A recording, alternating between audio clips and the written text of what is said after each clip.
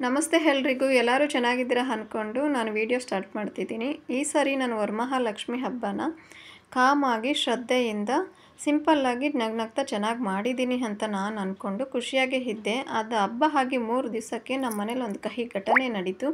ಆ ಕಹಿ ಘಟನೆಯಿಂದ ನನಗೆ ಮನಸ್ಸಿಗೆ ತುಂಬ ಬೇಜಾರಂದರೆ ಅಷ್ಟು ಬೇಜಾರಾಯಿತು. ಆ ಬೇಜಾರಿಂದ ನಾನು 3 ದಿವಸ ಊಟ ಮಾಡೋಕ್ಕಾಗಲಿಲ್ಲ, ನಿದ್ದೆ ಮಾಡೋಕ್ಕಾಗಲಿಲ್ಲ. ಆ ಸಮಯದಲ್ಲಿ ನನಗೆ ನೆನಪಾಗಿದೆ ಶ್ರೀ ಕೃಷ್ಣದೇವರಾಯರ ಸಂದೇಶ.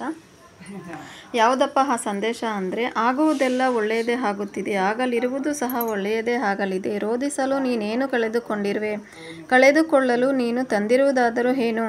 ಹೌದಲ್ವಾ, ನಾವೇನು ತೊಗೊಂಡು ಬಂದಿಲ್ಲ, ಸತ್ತಾಗ ಏನು ತೊಗೊಂಡು ಹೋಗಲ್ಲ. ಹಾಗಾಗಿ ನಾನು ಯಾಕೆ ಇಷ್ಟೊಂದು ಟೆನ್ಷನ್ ಮಾಡ್ತಿದ್ದೀನಿ, ಇಷ್ಟೊಂದು ಯಾಕೆ ಬೇಜಾರಾಗಿದ್ದೀನಿ ಅಂತ ಅಂದ್ಕೊಂಡು ನನಗೆ ನಾನೇ ಪುಷಪ್ ಆಗಿ ನಗ್ನಗ್ತಾ ಇದ್ದೆ. ನಾವು ಯಾವುದಕ್ಕೂ ಅತಿಯಾಗಿ ಯೋಚನೆ ಮಾಡ್ದಿರ ನಗ್ನಗ್ತಾ ಇರಬೇಕು ಅನ್ನೋದೇ ಈ ವಿಡಿಯೋ